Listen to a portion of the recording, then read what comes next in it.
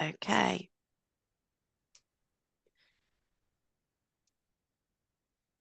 Okay, let's begin. All right. So, according to CMI research, a study found that 57% of respondents said they would do anything to avoid a difficult conversation. And 52% said they'd actually put up with a negative situation at work than have to talk about it. And just to clarify, CMI stands for Chartered Management Institute. Okay. The study also found that 2/3 of the 2,000 workers who were surveyed said they felt stressed or anxious if they knew they had to have a difficult conversation. So there's a real fear around difficult conversations.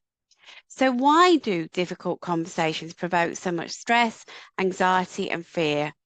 So whether the conversation is around poor performance, personality clashes, or personal problems, many people dread them. So the CMI survey actually asked people what they feared most about difficult conversations.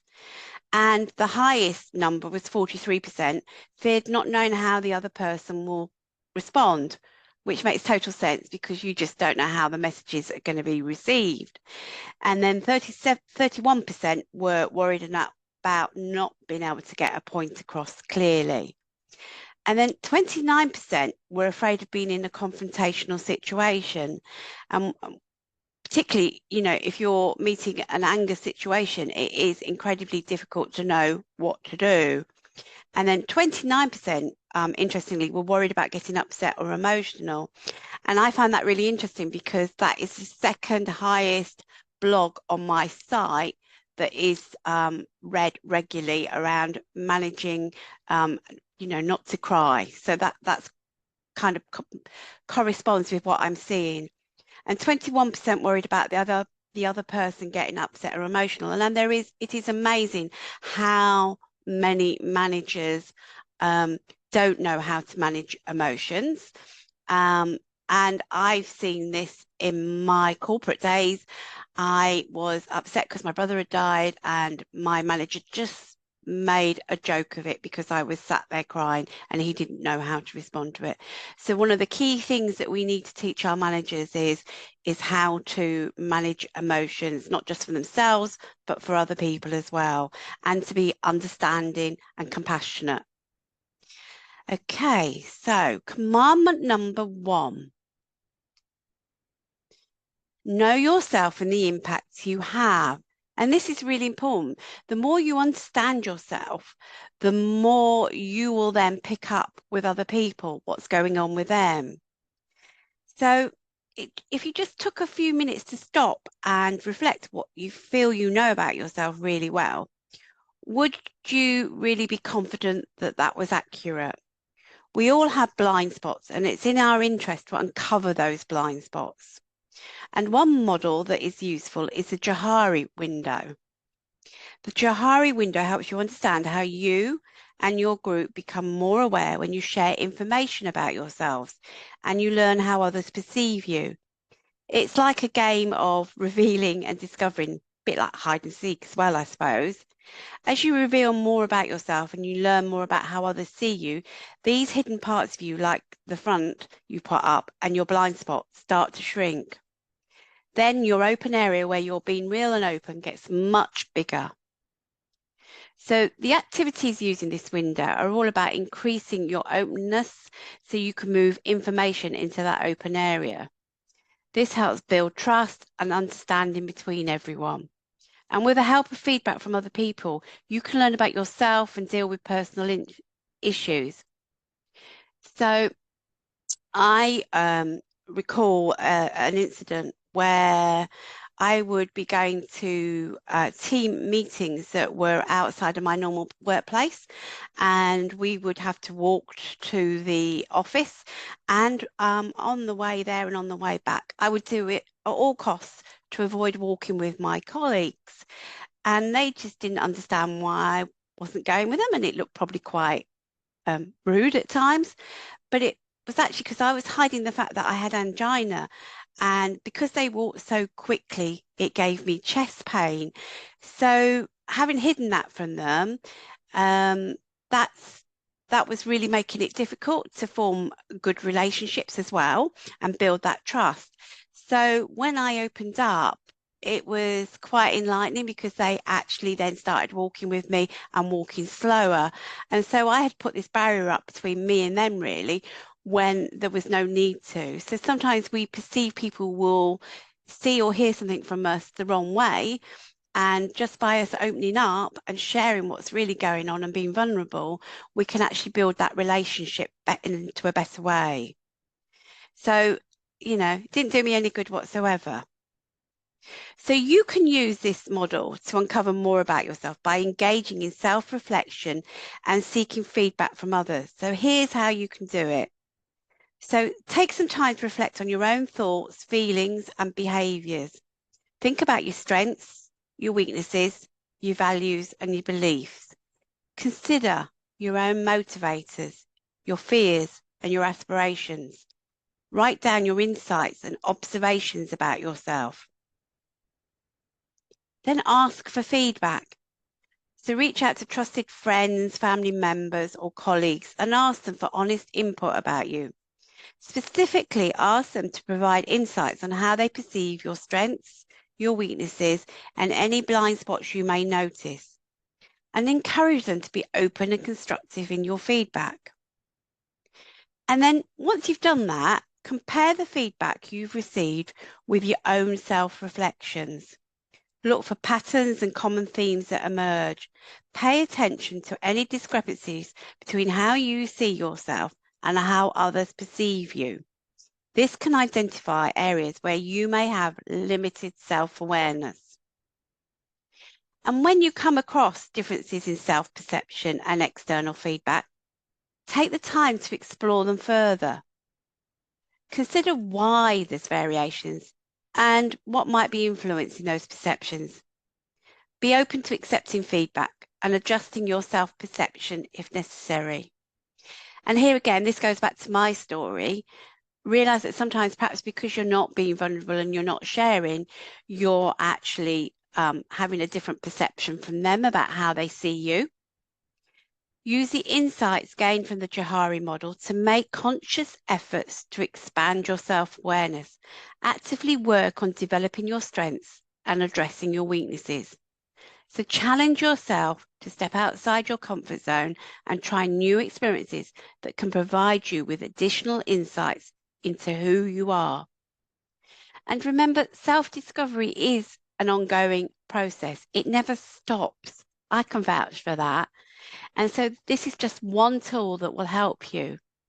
And I think often when something goes wrong, we take the time to reflect on why it went wrong. But we also need to make time to reflect on the things that are going well and what more we could do in that area. So just think about the Johari model and in future consider, have you got any blind spots? Any questions at this stage before I move on? If you've got Nope. anything you want to ask, just put it in the chat. Okay, right. The next commandment, understand each team member. And this is really important, but it starts with you understanding yourself first and then moving on and taking the same approach with your team. So when we look at this, the difficult conversations, and we look at what we know about people, so do you really know your team members? Do you really understand them? Do you know what makes them tick? And then what behaviours are you seeing and what is that really telling you about the person? So when you go and look at what sits below the surface, you want to look at what makes your team member motivated. What are the values of your team member? What triggers your team member? And what's really interesting about it, you really need to understand what triggers you first before you move on to understanding what triggers your team members. And then also, this applies to you as much as them. What strengths does the team member have and what strengths do you have? And how are you utilising that across the team? Because sometimes there will be people who show signs of that strength where there are other team members who are really strong in it and who just need some extra support to bring them up. And then it's also looking at the strengths and how, where you're lacking them, how the other people can support as well. And what unconscious biases do your team members have? So the more you understand your team members, the more a conversation becomes easier because you're building that trust. So why does understanding your team members matter in difficult conversations? Well, think about this. Values shape our perspectives, beliefs, and behaviours. When you take the time to understand your team members' values, you gain insights into what motivates them. And then that actually becomes your secret weapon in tough discussions because you can then align your message with their core principles. And then we know that motivation ignites the fire within. It kind of fuels their passion. And so understanding what inspires your team members, you can tap into their intrinsic motivator and use that as a catalyst during the difficult conversations. So it's like a superpower that you can hold on to, that you can actually take into those difficult conversations. And then when we understand strengths, that brings another superpower into the team. And we all have strengths that make us shine. And when you recognize and appreciate the strengths of your team members, you will ignite the passion in them as well. And again, you can leverage these strengths to tackle problems together and find innovative solutions together. And again, those strengths sit alongside motivation. And then triggers are those sensitive spots that can cause someone to react negatively or defensively. So understanding your team members' triggers helps you avoid those unintentional conflicts or misunderstandings. So something I would add here as well is start to understand your own triggers in the first place. And an exercise I share on one of my courses is looking across the day, setting a little alarm every 30 minutes or so, and stopping and recording how you're feeling at that point in the time. Are you frustrated? Are you angry? But look at your feelings and go into much more detail. And if you Google feelings wheel, you will find that. And the amount of feelings that there are actually out there, the more you will understand how you're feeling, what actually is triggering you and when. And then you can do something about it. So then we talk about biases, as I've just said, and they're deeply ingrained in our subconscious and they can affect the way we perceive and interact with others. And those biases can affect conversations and actions. And often it makes people make assumptions, which is the worst thing we can possibly do. So recognizing our own unconscious biases and then those of our teams is crucial because it allows us to challenge and overcome them. So we can then approach conversations with more objectivity, fairness, and inclusivity. So this creates an environment where everyone feels valued and heard. Okay. Now, considering whether you should act. So you're facing a situation that you might call a difficult conversation. So before you dive into it, just take a step back and consider a few things. First of all, ask yourself, is it necessary to have these difficult conversations? Sometimes we can get caught up in the heat of the moment and feel the urge to address every little issue. But taking a moment to reflect can save you from unnecessary turmoil. And I've been there and I've had that happen where something's really triggered you and you feel like you need to say something then and there, but that's not the right time to have it. And actually, you've got to pick your battles sometimes. Is this really the right time for this conversation? And is this conversation really needed at all? And then consider the impact of the situation. Is it something that affects you directly or has a significant impact on the team or project? If the answer is yes, then a difficult conversation is more than likely warranted.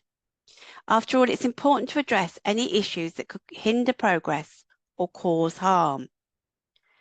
Now, think about the potential outcomes. Are you hoping to resolve a conflict, clear up a misunderstanding, or provide constructive feedback? If you believe that the conversation could lead to positive change or growth, then it's really worth considering. Then think about the timing. Is this actually the right moment to initiate the conversation? Because timing is crucial. If the emotions are running high, as I've just said earlier, or if the person you need to speak with is already overwhelmed, sometimes it's better to wait for a more suitable time. You want to ensure that you're both open and receptive to the conversation. And this reminds me of an occasion when I had a manager who was angry with a trade union rep, and the rep had been across doing some go and sees to see how other departments were working, and came back and had stirred all the members in the other department up, telling them they shouldn't be doing things. And he had got back to us, and we'd been told that they would not have any more go and sees in that department because of what had happened. They were absolutely furious. And I mentioned it to my manager, and before I knew it, she had flipped. She had gone and got the trade union rep and went into a meeting with them and was over the desk actually trying to get hold of the trade union rep. She was so angry. It was completely the wrong time for that situation, and to have that conversation. So it's about knowing what your emotions are like and thinking about how are you going to calm those emotions before you have that conversation. Really important. As it happened, luckily I went in and managed to diffuse the situation and split them up, but it was not right and could potentially have ended up in a grievance. Okay, next commandment. So yeah, this goes straight onto it. Name and address your feelings before you start. Assess your own readiness. Are you really in the right frame of mind to have a difficult conversation? Because you need to be in a calm and composed mindset. So if you're angry or upset, take some time to cool down and gather your thoughts before diving in. Pinpoint what's behind your emotion and give it a name. And conversations are difficult because they do involve emotions. Often those are disappointment, anger, frustration, fear, and hurt. And perhaps you feel disrespected by a colleague, or you feel hurt because you said or they said did something insensitive. But unless you face up to what is sitting behind that conversation and how you feel, it's really not going to get off to a good start. I'm sure you've had a conversation where you've received an emotional onslaught and you really wondered where it was coming from. So when we perceive something is going on, such as we are being attacked or being put down, our natural emotions go to fight or flight. We need to get past this and we need to have a calm and controlled conversation. And this is a time where understanding your saboteurs and what's going on in your head really comes into play. Because also, if you're a people pleaser, you could bend over backwards in the conversation and that's not going to help you. So one of the really useful things to do, and I will share after the event, a link to doing your saboteurs assessment, is to know what your saboteurs are and how they show up. And then when it's happening in before the meeting or even in the meeting, just in your brain, call it out. Oh, here you go, people pleaser. You're rolling over. That isn't good for the business and for you. And just call it in your head. Just you might feel mad, but it does work. And if you're really struggling with your emotions, just take 30 seconds in the meeting. Probably nobody will even notice that to put your feet on the ground, really ground yourself and just really concentrate on the sensations of your feet and perhaps wiggle your toes and really concentrate on that for 30 seconds. And you can do this. It is something you can learn to do where you look like you're still really engaged, but you're actually just calming yourself down. Another tip is to just fiddle with your wrong word, just like feel your fingertips, and that really helps. Hang on, I'm just going to come on. Oops, gone back. Right, I'm just trying to get the camera on. Okay, can you see me? Yeah, okay. So, like just doing this, down by the side, nobody can see you doing it, and just concentrating on that. for 30 seconds to a minute actually starts to bring in your wise brain. The other thing that I do sometimes when I'm feeling myself and I'm getting knotted and I'm really struggling is I breathe in and out. And I'm sure you both know this, but if you breathe in and out, I find labeling my breathing in my head, actually, because I'm labeling it in my head, I haven't got any other time for thoughts. So all those emotions start to dissipate. So just using some of those techniques can really help. And then that gives your time for your wise brain to kick in. And it really does make a difference. And this is something that's come from studying positive intelligence. And I find it's really useful. And I probably would have said a few months ago, that doesn't work, but it does. It really does. So just remember that, or to say to yourself, breathing in, breathing out, and just do it in your head. And people don't even notice. It's really strange, but they just don't notice that 30 seconds to a minute, and it's giving you time to calm down a bit more. Okay, right. So Daniel Goleman identifies emotional intelligence as a key driver of success at work. Developing an understanding of your emotional responses and those of your colleagues and team will help you build better working relationships. Lastly, consider the relationship and the potential long-term impact. Is this someone you have an ongoing professional or personal relationship with? Is the issue at hand significant enough to risk straining that relationship? If it's a minor concern, you might choose to let it go this time or find an alternative way to address it without a full-blown conversation. And that's so true, because I can remember having 3 team members who were actually alienating the other team members, and it was very much a clique. And what I did, instead of having that conversation one by one, I took them away and did a presentation with them around, have you ever felt lonely in the workplace? Tell me about the emotions you felt, and how do you think others feel when you're in your group and you're leaving them out? Because they were getting new information in and they weren't sharing it with the rest of the team. And it was like a light bulb went off. So it wasn't a particularly difficult conversation because it was more of a training method. So it's thinking about sometimes, is this the really right time to have that kind of difficult conversation, or could I do it in a better way? Remember, difficult conversations can be transformative and lead to positive outcomes, but they require careful consideration. So you need to assess the necessity, the impact, the desired outcomes, the timing, the readiness, and the relationship dynamics. And then you can make an informed decision about whether it's the right time to have that conversation. And then take a deep breath, trust your instincts, and approach the situation with empathy and respect.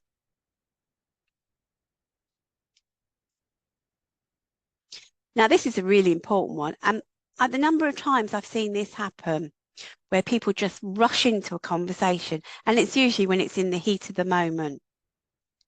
So why is preparation crucial for difficult conversations?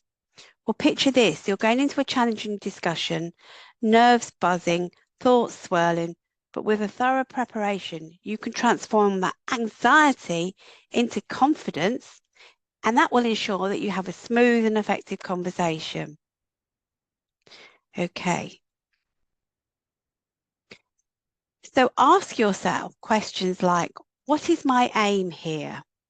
What information do I want to ensure I clearly articulate to my conversational partner? So after identifying what you really want from the conversation, you can shift your focus to identifying what you really don't want. We've talked about emotions earlier, so this is the time to make sure they're addressed and dealt with before you go into that conversation and when you're preparing. And then remember empathy. Empathy is really key. Try to understand the other person's perspective and anticipate their reactions. Put yourself in their shoes and consider how they might perceive the situation. So I'm just going to get a drink because my throat's playing up. This empathetic mindset will help you approach the conversation with sensitivity and respect. And think about the potential challenges or objections that may arise during the conversation. So prepare to address them calmly and rationally. And by anticipating these obstacles, you'll be better equipped to handle any curveballs that come your way. And then think about how you're going to handle reactions with care. If you're delivering information which is likely to be unwelcome, be prepared for a spirited reaction to your communication. No one likes to hear bad news, irrespective of its root cause. The person you're talking to may experience a range of fear, anxiety, guilt, shock, frustration, vulnerability, or sadness. Angry outbursts or a stubborn silence are all difficult to deal with and must be handled with the utmost care. So this is about when empathy and compassion really play in, and just giving that person time, just let them vent and then have the conversation, let them get that emotion out of things. And if they need a break, suggest that and say, let's go and get a drink, or even change where you're having the conversation. Sometimes when you change by saying, let's go for a walk around the block, etc., that completely diffuses the situation. Or thinking about, if you're both sitting down, perhaps standing up, looking out the window, get them to do that. Just say, or let's have a move, because that often just stops the whole issue of the high emotions. Really difficult when you're doing a meeting with a large crowd, and that can really feel like you're in a pack of wolves. That's not a very nice thing to do. So you have to distance yourself and realize that those emotions are not at you, they're at the message that's being given. So whatever you're feeling, you must put aside, and their outburst must be taken seriously. So acknowledge and respond to their feelings rather than react to their behavior.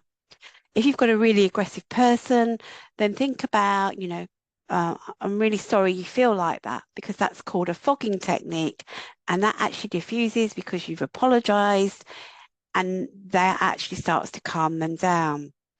And certainly never tell somebody they're being silly, dramatic, or that they should calm down. The worst thing you could do.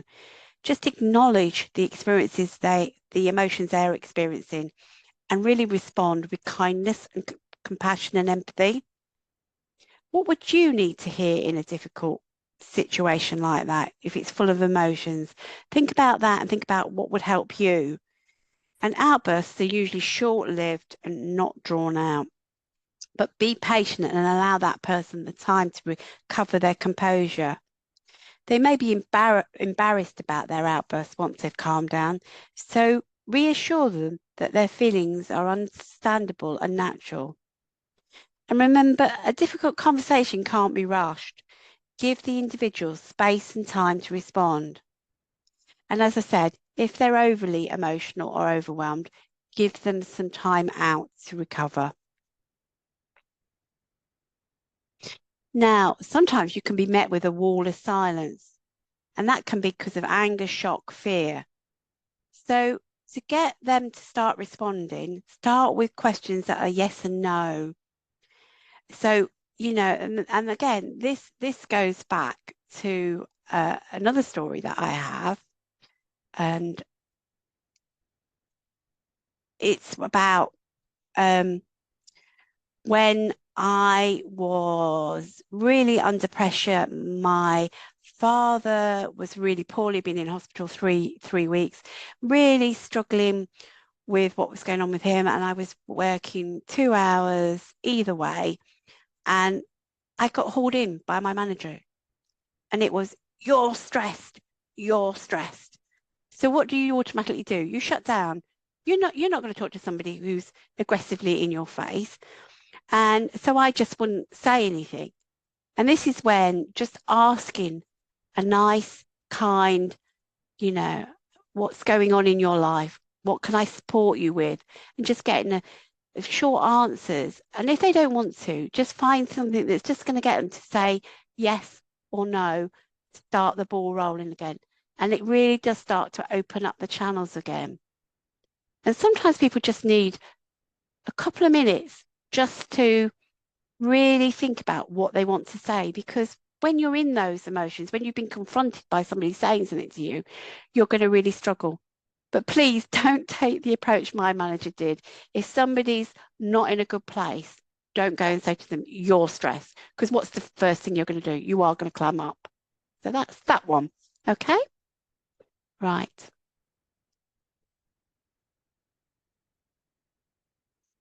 Right. Next one. Oh, now this is a really good one. Assess the facts and not your assumptions. So don't forget to ask yourself the following questions before starting.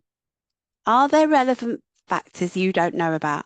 Are past events now influencing your current view? If things have gone wrong before and people have done things wrong before, it's so easy to think, oh, here we go again. This is another thing from them. And really, we don't know what's going on with them. We don't know what's in their head. We're making assumptions. And are you making assumptions about the person's motives? So sometimes it's really easy for our view to become distorted. So it can pay to get a neutral view. Again, you've got to remember confidentiality and who you choose to talk to, but could you talk to your manager about what you're seeing? If you're feeling, oh, here we go again. Oh, what were they playing at? Why didn't they do that? They're just being awkward again. Because at the end of the day, quite often, when we actually drill down, it's probably something we've done. So I can remember having a team member and they weren't getting on with the tasks they were being set. And yeah, they had some responsibility because they should have come and said to me, I don't understand your instructions. But when I had the conversation, it was clear that my communication and theirs was completely poles apart and they didn't understand the instructions they've been given.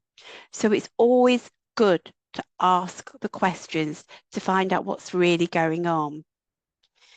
And when you go into that conversation, gather all the relevant information and facts related to the conversation. So that can include data, examples, or any documentation that supports your points. So organize them in a logical order to present your thoughts clearly and convincingly. And really remember to stick to the facts in the conversation. So don't let the emotions derail you.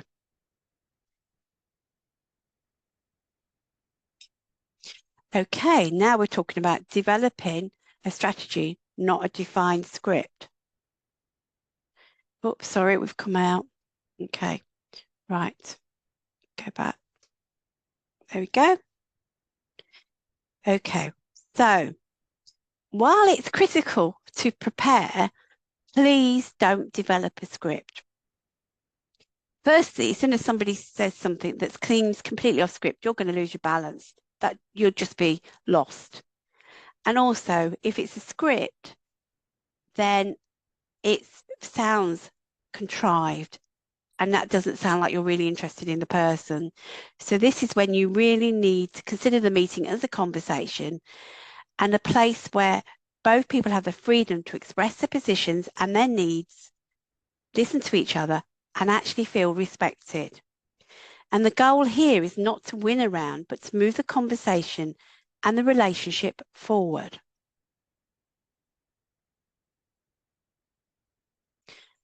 So another thing to think about is planning the start and acknowledging the person.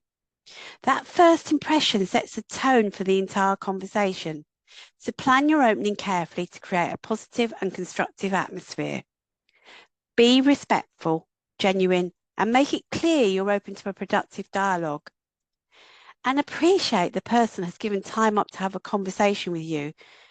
So first things first, acknowledge the person you're speaking with and show them that you genuinely value their time and perspective. So you can start, as it says on the slide, by saying something like, Hi, Andrew. I really appreciate you taking the time to talk.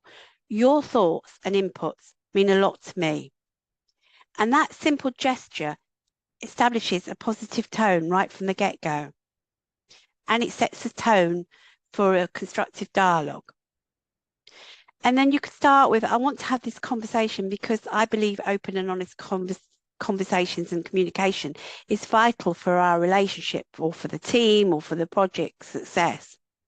And so you're emphasizing the importance of communication and you're creating an atmosphere where both of you are going to feel heard and understood. And if you're addressing a specific issue, try opening with empathy. And you might want to say, I want to talk about the issues I'm seeing around you being late every day, because I understand that it's challenging at the moment and I want to find a solution that works for both of us. And this empathy shows that you're not looking to place blame, but you're rather seeking a mutually beneficial resolution. Sometimes it can help to express your intentions clearly.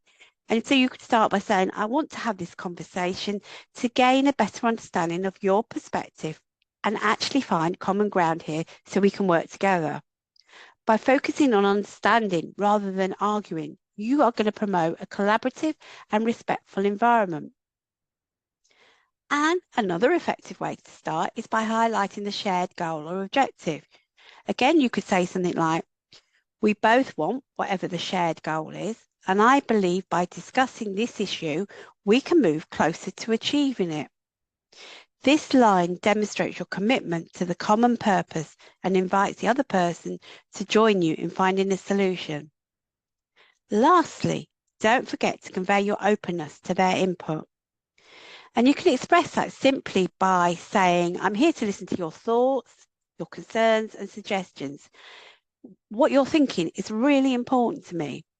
And that reassurance encourages the other person to speak openly and feel valued in the conversation.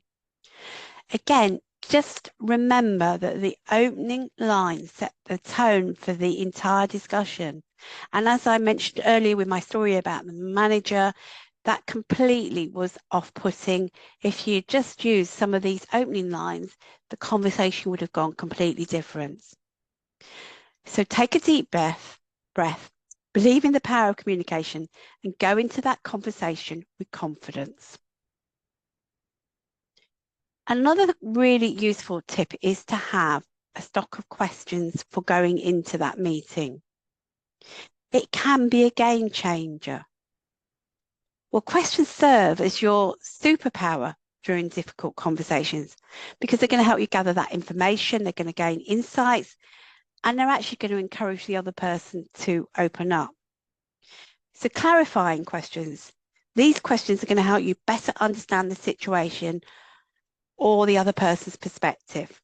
So for instance, you could ask, could you please explain what led to this situation? Or can you help me understand your thoughts on this matter?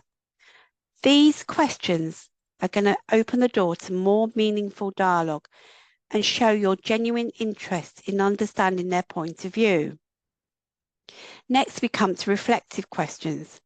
So use these questions to reflect back what you've heard and ensure you understand correctly.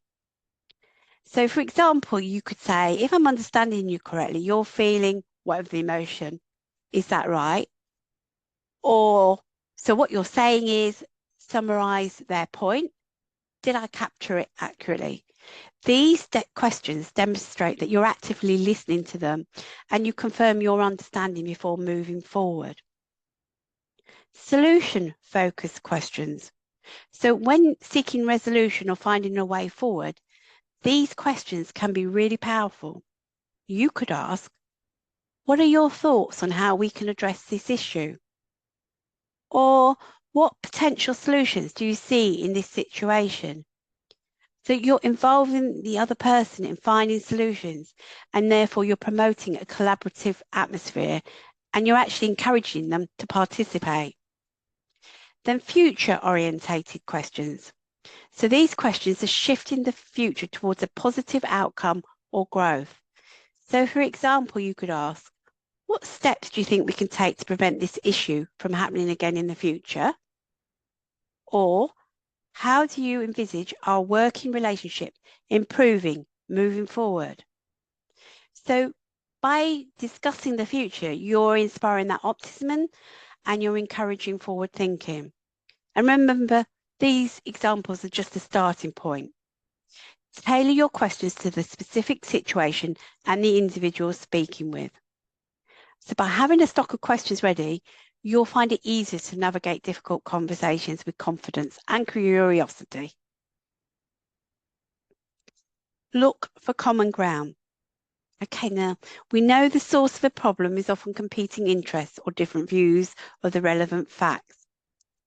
If you can point out where you and your counterparts' interests align, you're going to open a better avenue for discussion. Because real life conversations rarely go according to plan.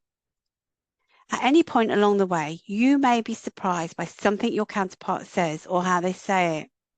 And you may find your own emotions flaring up, causing confusion or a strong internal reaction of anger or embarrassment that pushes you to want to lash out or stomp off. And that's the thing. A rational conversation about even the most banal subject can quickly degenerate into a heated argument, and then it can't be salvaged, no matter what you do or you say.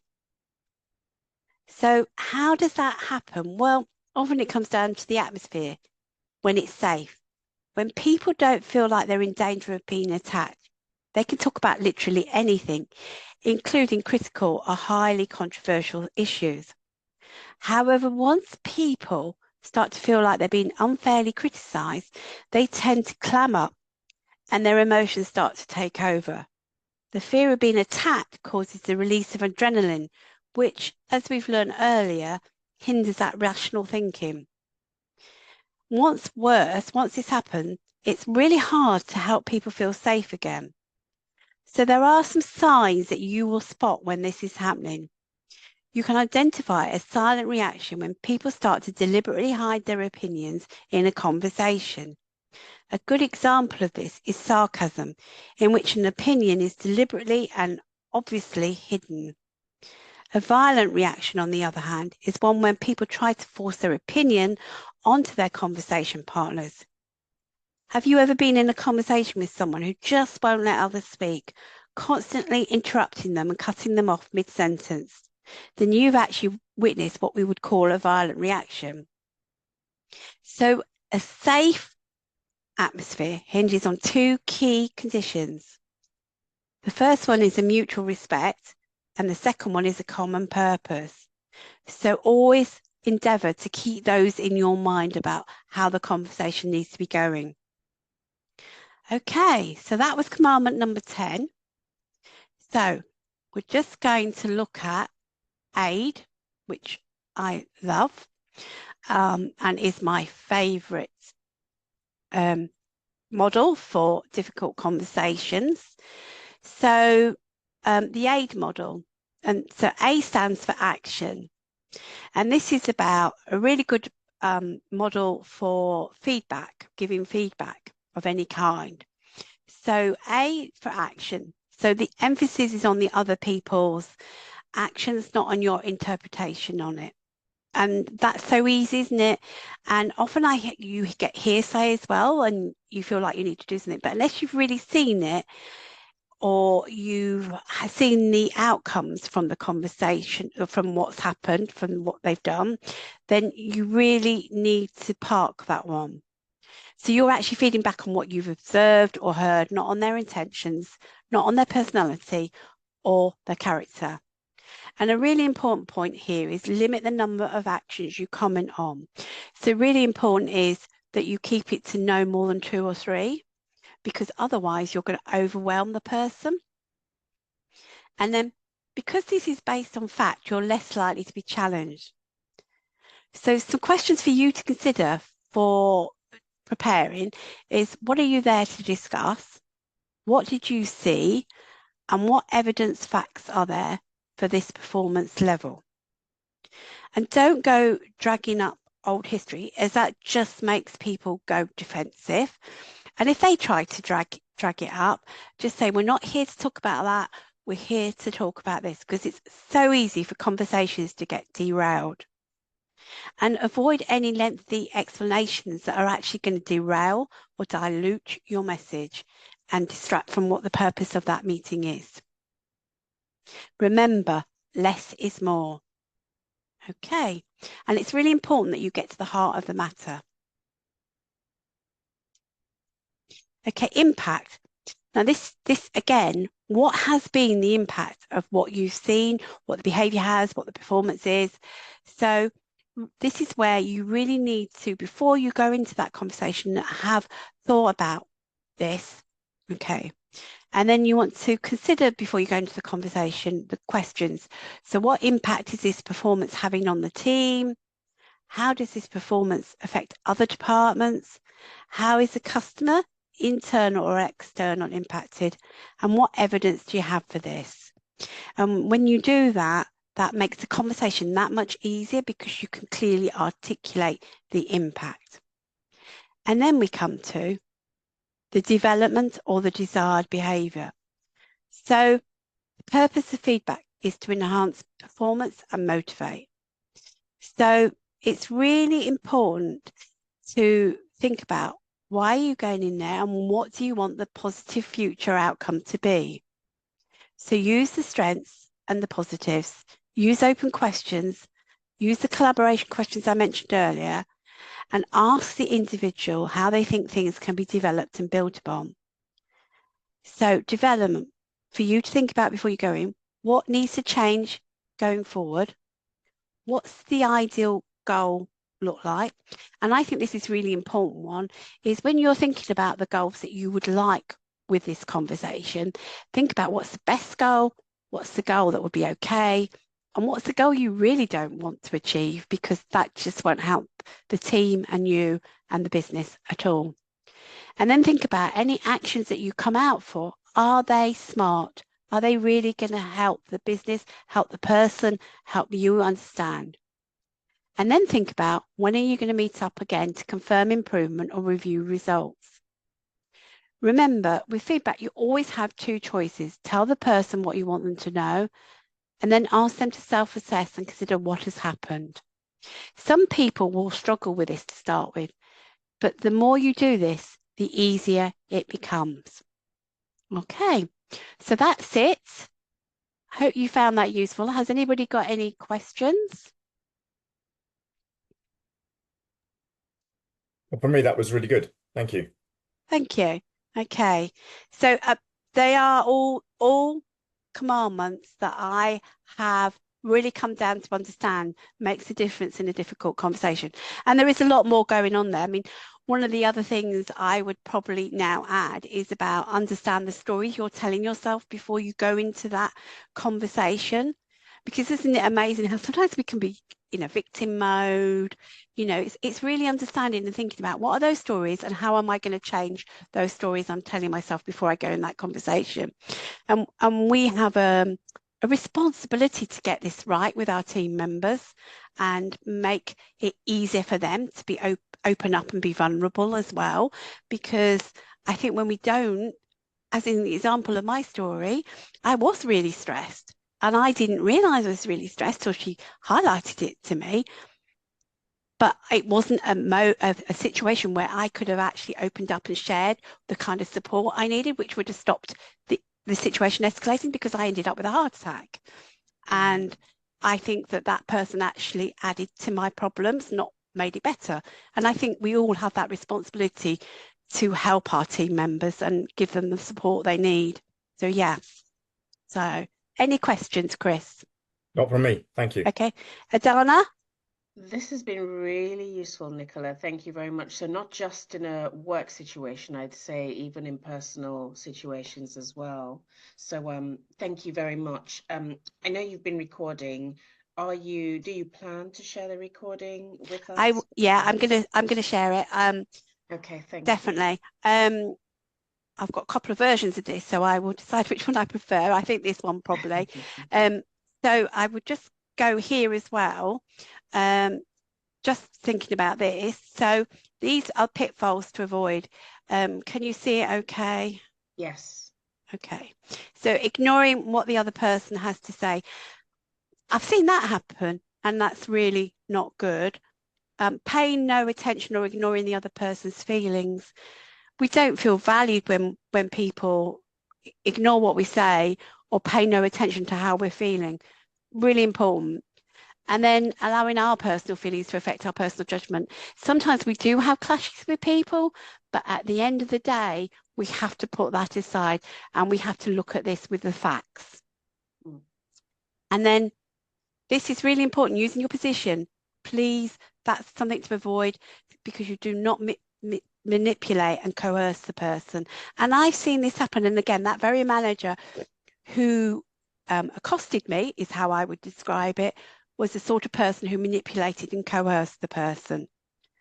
And then when we discard the person's response, again, we tell them they're not valued when we do that. So it's really important that we actively listen and we include what they're thinking in any outcome. And then making the person feel small and demeaning what they are saying. I don't know. I've seen that happen as well. And I know my husband had this happen in his work. And it's really not fair. We're all people that should be valued. So yeah. So that's those. And then just lastly, no questions and answers. Dana, have you any questions? No, I don't think I have any. I don't think I have any questions. Just, just a statement. Yeah, difficult conversations are tricky. Yeah. Particularly in the workplace. And yes, I guess one of the biggest things for me is just making sure that I'm in control of my emotions before I get into the room, and having a plan I found very helpful also, in personal scenarios. Yeah. So I have this journal. It's sitting behind me there, and it is more than a journal. It is actually full of insights and actually talks you through understanding yourself better. It takes you on through a series of exercises to understand yourself better, and then you can use those exercises with your team member to understand them better. And then it includes a structure of how to have a conversation and what to think about in various areas. And then it has about particularly reviewing afterwards that conversation and what happened, making sure you've emailed them, and also ensuring that you then follow up, because doesn't that often get neglected? We have these conversations and we don't follow up, and that is so bad, because again, it's this sense of making people feel valued. So it talks you through, and it is a useful one for just working through it and getting to understand yourself better. And also I've got a Mastering Emotional Conversations online course, comes with a Facebook community and an onboarding call for £27. And again, this is really about the psychology in the brain, that it really goes into that and gives you techniques to keep yourself calm. Because don't we all need them? Because we can all forget them at times. So it's about practicing them a lot, I would say. And certainly when I did positive intelligence, we did it for 8 weeks, and it took me 8 weeks of doing it to feel like it was a natural then. So yeah, it's like any habit, isn't it? So yeah, so that's it. I hope you found that useful.